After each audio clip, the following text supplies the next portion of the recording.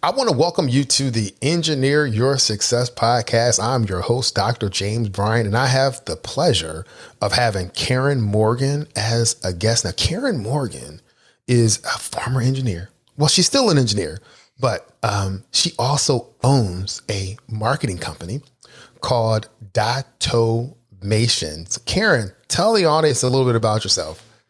Well, hey, James, thanks for having me. First off, it's really great to get to talk to you. So about myself, yes, I'm an engineer and I'm a marketer. Don't tell either side.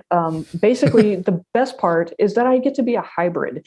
I get to use my engineering background to speak marketing, and I get to use my marketing background to speak engineer so that both sides of the table understand best what they each need so that you can accomplish the goal that you need when it comes to proposals or marketing collateral or email campaigns or websites, things like that. Cool. Well, I'm really excited about having you on the show.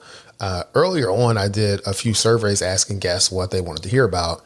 And one of the suggestions was some information on B2B marketing, business to business marketing. And, you know, when our paths first crossed, it was like, oh, I've got to get you on the show because it fits that need. And I haven't done many episodes that kind of fit that niche or that area.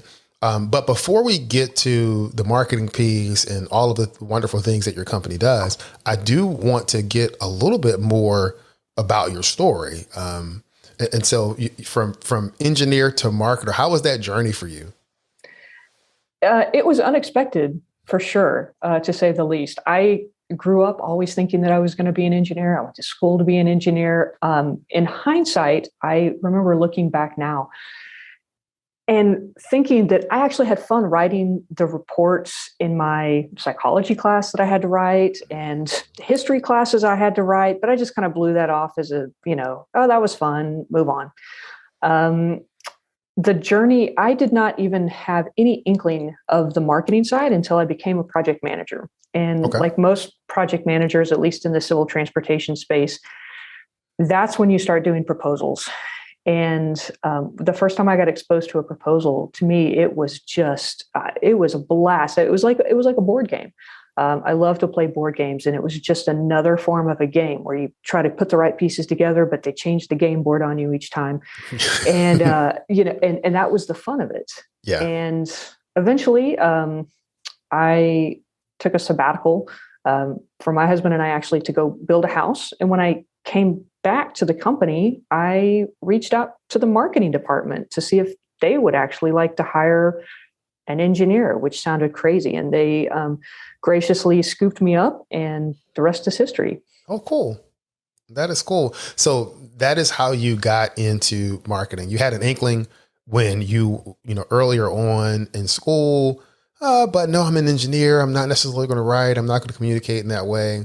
But it was a skill or a love that you continued to have. And then when you became a project manager and now you're looking at proposals, it's like, wow, now I can put some of that skill that I loved to use.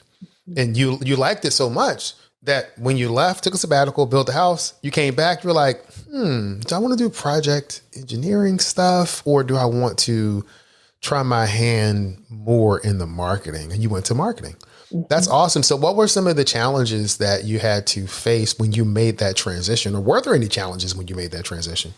Interestingly enough, it was such a joy to change for me. I think it was such of a more natural fit over that. I spent about 10 years on the technical side before I jumped into the marketing side. So I've got 22-ish years of experience in the industry. One of the biggest changes is the length of project time. So beforehand in engineering projects, they're typically very long, or at least civil engineering, transportation, long multi-month projects. Marketing, it tends to be 3 weeks, 2 weeks, 4 weeks. And I found that for me, I never even knew that was something that worked better for me than the longer projects. So that was a change, unexpected change that I quickly got used to and actually fell in love with. That's one of the things I like about the marketing side. Something else that was, I'm not going to call it a challenge, but when you're on the technical side, you have to worry about your billable numbers all the time, all the time. Yeah. And again, I Yes. kept finding that I really loved the things that were non-billable. And so when I switched over to marketing, it actually was just this natural progression of now I get to spend all my time doing the stuff and nobody's looking at my billable number because I'm never billable. Yeah. My goal is just to provide you with as much value as I can give you, with my clients being inside the company at that point. So those were two of the biggest changes I remember, but they were both quite positive. Really no negative changes I can think of. No, that is pretty cool and interesting. Just the whole concept of being able to maximize the value that you provide for your customer, whether that is internal or external, just thinking through how can you maximize value. So eventually you branched off and started your own company. I did about in 2016. So I had been working for marketing departments of engineering firms for between 4 and 6 years at that point. I thought, let's go for it. Funny thing is, I was actually not jumping out to be a separate marketing professional. I was taking one little niche. There are some automations. A lot of times there's vice presidents and company owners that were just repeatedly hitting refresh on a certain website to get data. And there was no way for them to quickly do that. So that's where automations came from. And so I was going to be a data service. And then as soon as I hit the open market, people started hitting me on LinkedIn and said, hey, we see you're a free agent. Would you mind helping us on a proposal? Hey, would you? And so one of the biggest things I learned was, okay, I still got the data, but of course I'd love to help you on a proposal. And so what ended up being this thing I thought was going to be a tiny part of what I did actually became the business. We still do the automation stuff for free for the industry, but it's just as a help to the folks in our profession. So it goes back to providing value. You're giving value back to the industry. But the other thing is that the market speaks, right? The market will tell you what it is that the market wants from you, the services that you're offering. And so I think that's great. And so 2016, you step out there, you build your business. What does your typical client look like now? Great question. So we still mainly work with civil engineering firms.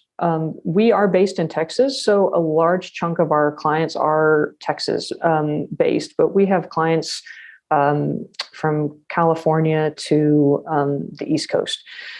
Our clients tend to be small to medium firms. Okay. So it'll be companies that maybe they don't have any marketing professionals and they really, really want to have an over-the-top high-quality product proposal to submit to really increase their chance of a win. They'll hire us. Maybe it is a mid-level, mid-sized firm, maybe up to 500, few thousand people, where they have a marketing department, but their folks are just slammed. And so they hire us as on-call support to help get them through humps. And what are some of the challenges that you see from your unique perspective, having the engineering background, working in the marketing department, now owning a successful marketing company? What are some of the challenges that some of these firms are facing? That's a great question. We've worked with a lot of different clients in the industry, and the struggles that we continue to see are pretty much universal. What you've got is a document that needs to be written, and a large chunk of what needs to be written typically needs to be provided by technical professionals. And so you have technical professionals. We all went to school to be technical professionals, right? Yes. We did not go to school to be writers. Yes. And also the other trick of this, and I would be so curious to hear your thoughts on this, is the seller doer concept. And so there's a friend of mine wrote a book, Catherine Brown wrote a book called How Good Humans Sell. Yes. And she's a friend of mine, fantastic book. She does sales training and things. And it is a fantastic book that I've read. So it's absolutely great. Book. Yeah. She makes the point, because she's done all these different sales trainings, that people that have to be involved in sales and have to be key leads with contracts, with client work, What always tends to be the one that gets dropped is the sales aspect, Yeah. because we tend to all shy away from sales. Even salespeople shy away from sales. Yes. And so one of the biggest problems we see is that um, technical people really, really struggle with writing. Hmm. So the solution to that often is needing to get some training or pulling somebody in, like what we do, where we can take it, we understand what they're trying to go for, and we can kind of gussy it up, Yeah. make it look better, sound brighter, speak more to what the client needs. And That's I a think, universal concept. yeah, and what I would say there is that technical people, we learn to write for other technical people. So someone that is in my field, someone that is in my specialty would most likely be able to see what's written and understand and be like, oh yes, this is great. Understand exactly what you're saying. But we're not necessarily trained to write for the general audience or for the contracting officer that's going to be, or the people that are going to be doing the proposal review Mm-hmm. in the things that they're looking for. And so it's this whole exercise of being able to see the world through the proposal reviewer's eyes. And what are the things that they're going to be looking for? And how can you frame your message so that it can be well received by whom you're trying to communicate to? One of the things I learned very early on about communication, I learned in the first 3 years of marriage, which is that it's really incumbent on the person communicating to be able to package what they're communicating in a way that the individual or team that you're communicating to can actually do something with it. Mm-hmm. That's very well put. And yes, may we all learn that in our first 3 years of marriage. If we don't learn that, it's a really tough, many years after that. Yeah. So I completely agree. What I see, and one thing kind of a evolution I've seen within our industry, 20 years ago, nobody even knew how to even show authority. They used to just say, we do siding, striping, paving, illumination. That's Yeah. all. That's what I saw 20 years ago. 10 years ago, we started seeing people being trying to start showing authority. Well, we can do this, and here's how we've done it before. And so we're there, but now the thing that's missing is still going back, like you said, going back to what the client's asking for. It's one thing to say like me, I. And if everybody's doing that, then you pick the person, I guess, shouting louder. But the people, from an evolution point of view, the firms that are going to begin to start doing better than all the firms right now are the firms that really take a look at what the client really wants and put everything in terms of, you said that you want this. This is how we're going to be able to deliver this to you. And this is exactly what you want. And we can actually give you more in this way. And so as we evolve and get past that, that's going to be another one of those big hurdles that I think the industry just has to overcome. But it'll get there. It's a great industry. And I see folks continually trying to learn. And that's one thing I like about our industry. So is that the DOTomation formula for successful proposals? Being able to make that connection between the authority, but really honing in on what is it that the client said that they want, and being able to say, yes, I heard you. We're going to be able to give you, what you want. This is how we're going to deliver it. And if you hire us, here are all of the other things that you'll be provided with as well. Mm-hmm. Yeah, and that's a great thing. The way we do operate is, we can never promise. Our clients are always wanting a win. They want to propose a win, and the tough part is that we can't guarantee that. So that does make it a little tough sometimes. But the things that we do try to make sure we clarify is there's more than just this one proposal at stake. Right. Mm-hmm. What we're trying to help you do is we're going to take this one proposal, we're going to elevate it as high as we can, and we're going to help show you how to dig out what the client wants. And so that you can take that skill and you can use that on the next proposal and dig out what the client wants. And, technical folks, how we all struggle with how to talk about yourself and your successes, Yes. right? Yes. Like we don't know what to do with that. Yes. Because again, we don't want to be salesy, and it's not flashy. We're not flashy people, but there is an ability to just say, this is what we see, what you that you want.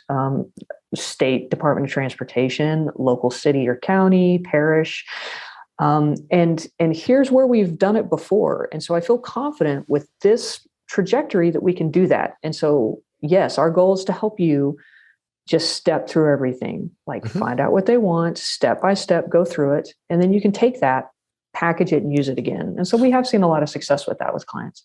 And I would imagine that you'll be able to use that same type of copy for your website, for that company's website, right? You're developing this in terms of for the clients that you serve. You might develop a specific example for a particular state DOT or a county, but those same concepts you should be able to package and put on your website, a different landing page that's talking about these issues, to be able to just draw people into the story that you're telling about your firm.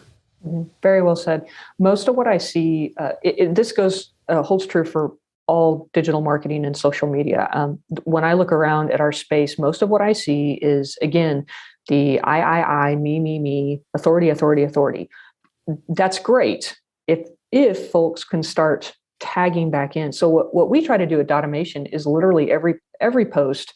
We can't hit all of them, but we try for every post to be some type of value to the community. Yeah. And so I actually just put a post out yesterday. I had a lot of fun with this. I ended up clicking around on YouTube trying to find something, and I ended up on a post about how this woman made $495,000 in her first year on her Etsy business. And I was like, oh, wow. Teach me. And so I listened to her video, and I made a post like, what can we engineers learn from Etsy? And it was fascinating, the things that I was pulling out from her. It's like, it's just global stuff. You have to stay in front of people anyway. So have it be helpful information for the community to show that you're helping, you're there, you're helping, you're solving their problems. And then when they really need your help, then they will come to you. So they know who to come to. So you're investing in the community, you're providing value. And when a person has a problem that you're uniquely positioned to solve, you're going to be top of mind. Mm-hmm. There are people that are listening to this podcast, small and medium sized businesses. They're going to be thinking, man, we really want to make sure that we level up this next proposal. What was that? Oh yeah, Karen, DOTomation. Yeah. Mm-hmm. And then they'll know where to go to. And I think that is absolutely awesome. Mm-hmm. Mm-hmm. It does work really well. The more, and that's one of the things that this woman on Etsy was saying. She's like, you have to stay in front of your people. And again, a disconnect frequently within the engineering industry is we are very handshake oriented people. We want face-to-face meetings. And we want to do face-to-face, maybe some phone calls, and then a proposal. But with the way the world is now, if your firms are not doing email marketing, if your firms are not doing LinkedIn marketing, and maybe your firm needs to be on Facebook, it depends on the type of firm. Probably not engineering firms. Some work that way, but LinkedIn is probably going to be your best spot. But if you're not consistently in front of people, it doesn't work. A great story. This is fantastic. I recently did an email campaign, a sales email campaign. We're offering something, and I just wanted to let folks know what we were doing and how it could benefit them. Very specific. And I just started getting multiple emails that otherwise might seem random in my queue of like, oh yeah, hey, could you help us with this thing? And it wasn't at all what we were selling, but the answer is yes. But it was just because we were there. And so I would love for other firms to get that concept down so that they can get the benefit of it as well. It's how we buy off Amazon too, right? If it's right there, it's the first thing we see, click. But that's interesting, Karen, because, I know people that struggle with email marketing. I'm sending these emails out. I'm not getting the clicks that I want. People aren't responding to, that particular campaign. But what you just reminded me and everybody of is that you're just really trying to be top of mind, right? You really want to be able to provide value. And when you're offering something that they want or they need, they're going to seek you out. They're going because you're on top of mind. So yes, and the other thing that we do is we offer a typically a once a month free call where it's called a proposal solutions call. And I hop on and I say, here's what I'm going to talk about. But if you have any other questions, pop them in. And so the goal is just to be available. During those calls, I will also let people know what it is we're offering. So there's two sides. One, I found through just our time of experimenting, you have to be willing to experiment too. That's the key. Yes. We engineers tend to be very formulaic, and we're like, I'm going to do it this way, and I'm not going to veer off, right? And you and I'm sure, have done that too, right? Yes. So you have to be willing to play around with it and experiment, but you have to be able to A, stay in front, but B, make sure people know how to buy from you, which sounds silly. That sounds like a weird phrase in engineering. Yeah. But if you want to get selected for Oklahoma DOT pursuits in this county area or region, then you need to tell the people in those regions that you would like to partner with them on these specific pursuits. And if you'll schedule a call with us, we can tell you how we can make your firm have a better chance of winning. Mm-hmm. It would be as simple as that. Okay. No, I think that is great. Karen, I've really enjoyed our conversation. For the listening audience, Karen and I are going to be talking to figure out how can we collaborate on some additional business to business and marketing concepts for the podcast, maybe some LinkedIn Lives, or just tagging on to what Karen is doing. I know I do the Success On Ramp, which is a monthly small group meeting for my community. We had the last one we talked about closing the execution gap, because there's a gap between the plans that we build and, we have the plan. It's great. We're ready to go. We have a great goal, but we don't execute. And so there are some steps that we can take to help close that execution gap. And most likely we'll be releasing that as a future podcast episode sometime several weeks from now.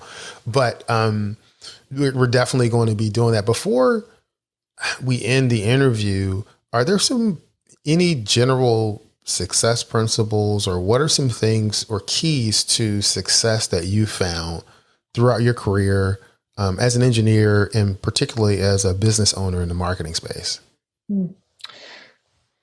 General tips that I would give when I work with different firms, what I find is I tend to get to work with between 3 and 5 professionals at each firm. Mm-hmm. They tend to be one marketing professional and maybe 3 to 4 technical professionals. And what tends to happen is that there's one technical person that tends to rise to the top quite quickly. Mm-hmm. And that person stays in my mind as somebody that I want to partner with, as somebody who is a hard worker. The other folks, what tends to happen, it's not that they're not good at what they're doing. It's that maybe they've committed and they shouldn't have, and they don't know how to get out of things. So, right. So proposal schedules, it's something that a lot of folks feel is kind of like, here's my workload and you're dumping this on top. Right. Yeah. There tend to be proposal schedules. So tips I would say that relate in general, but especially in the marketing proposal realm is, mm-hmm. If you say you're going to do something, find a way to do it. Yeah. If you say that this schedule works for you, then stick with it. If it doesn't, then just be a person of integrity and be able to say, gosh, I know that this is supposed to fit on my schedule right now, and it doesn't. So let me try to find somebody else for you that I think can fill that gap. Mm-hmm. But if you can consistently be that person that can be a straight shooter and can stick with your time commitments, and especially in proposals when folks, it tends to just be an understanding that you're going to miss the schedule. It just does. But the people that don't are the people that get noticed by management. They get noticed by us consultants. Mm-hmm. And they're the folks that are really making a name for themselves within the industry. Okay. So be a person of your word, be a person of integrity, take ownership of your schedule. If there is something that you've committed to that no longer works for you, speak up very early and try to get someone in that space that can meet the need of the project because the proposals are helping to drive future business. Future business continues to keep everyone employed. And if you're not getting new work, then that's going to be a problem for not just you, but for the whole firm. Well Not, said. yep. So Karen, again, thank you for joining me today. Thank you for joining us today. I'm going to end this podcast episode like I end every episode. Many people know what to do. Fewer people know how to do it. And there's a select group of people that actually follow through, take action, do it, and achieve the life of their dreams. Karen, I want to thank you for being part of that select few and just sharing your wisdom and knowledge with us today. Thank you. Thanks for having me.